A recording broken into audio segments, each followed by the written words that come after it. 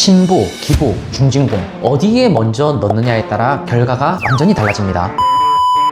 신보, 기보, 중진공 이름은 들어봤는데 뭐가 다른지 모르겠다는 대표님들 많잖아요. 그런데 이게 중요한 이유가 있어요. 어디에 먼저 넣느냐에 따라 결과가 완전히 달라집니다. 오늘은 이 세 곳의 차이 딱 정리해드립니다. 먼저 기본부터 잡고 갈게요. 세 곳 다 정책 자금이긴 한데 하는 역할이 다릅니다. 자, 신보, 신용보증기금, 기보, 기술보증기금은 보증기관이에요. 직접 돈을 주는 게 아니라 은행에 가서 대출을 받을 때 이 사람을 믿을만 합니다 하고 보증을 서주는 곳이다 이렇게 생각하시면 되고, 중진공, 중소벤처기업진흥공단은 다릅니다. 보증서 없이 직접 돈을 빌려주는 곳이에요. 마치 친구한테 돈 빌릴 때랑 비슷한 거죠. 신보, 기보는 보증인 역할, 중진공은 직접 돈을 빌려주는 친구 역할입니다. 즉 창구가 다르고 심사 기준도 다릅니다. 자, 신용보증기금, 사업성과 신용이 기준이 됩니다. 신용보증기금은 이름 그대로 신용을 봅니다. 그래서 재무상태, 신용등급, 세금 납부 이력, 숫자로 증명되는 사업자한테 유리합니다. 업력이 최소 1년 이상 되고 매출이 꾸준히 나오고 있고 세금 깨끗하게 내고 있으면 신보가 첫 번째 선택지입니다. 한도는 사업 규모에 따라 다릅니다. 두 번째, 기술보증기금. 기술이 기준이다. 기술보증기금은 기술력을 봅니다. 매출이 없어도 업력이 짧아도 기술력이 있으면 가능성을 보고 보증을 서줍니다. 그래서 스타트업, IT, 제조 기반 기업들에게는 기술보증기금이 유리합니다. 특허가 있거나 연구개발을 하고 있거나 기술 관련 인증이 있으면 기술보증기금에서 더 유리하게 받을 수 있습니다. 재무제표가 좀 약해도 기술평가로 커버가 되는 경우들이 많이 있다는 거죠. 이게 신용보증기금이랑 가장 큰 차이입니다. 세 번째, 중소벤처기업진흥공단. 정책 목적이 기준이 됩니다. 중소벤처기업진흥공단은 조금 결이 다릅니다. 정부가 지원하고 싶은 방향에 맞는 사업자한테 자금을 직접 내려주는 거죠. 예를 들면 창업 초기 기업, 수출 준비 기업, 스마트 공장 도입 기업, 청년 창업 기업, 이런 정책 방향에 맞으면 중진공 자금을 받을 수 있습니다. 금리가 낮은 게 가장 큰 장점이죠. 대신 심사 기간이 길고 용도가 정해져 있는 경우가 많기 때문에 돈을 받아서 아무데나 쓰면 안 되는 경우들이 많습니다. 현장에서 자주 보는 케이스입니다. IT 서비스업, 창업 2년차 대표. 매출은 아직 작고 재무제표는 약했어요. 신보에 먼저 넣었다가 부결을 당했고, 그래서 기보로 방향을 바꿨습니다. 개발 중인 솔루션이 있고 특허 출원 중이었거든요. 기보에서 기술평가로 보증서가 나왔습니다. 처음부터 기술보증기금으로 갔으면 시간을 아꼈을 거죠. 어디에 먼저 넣느냐, 이게 바로 결과를 바꿉니다. 정리하면 이겁니다. 매출, 신용이 증명되는 사업자는 신용보증기금, 기술, 아이디어 중심 사업자면 기술보증기금, 창업 초기 정책 방향성과 맞는 사업자라면 중소벤처기업진흥공단. 근데 내가 어디에 해당하는지 헷갈리는 분들이 많잖아요. 댓글에 업종이랑 음력 남겨주시면 어디부터 보는 게 맞는지 직접 봐드리겠습니다.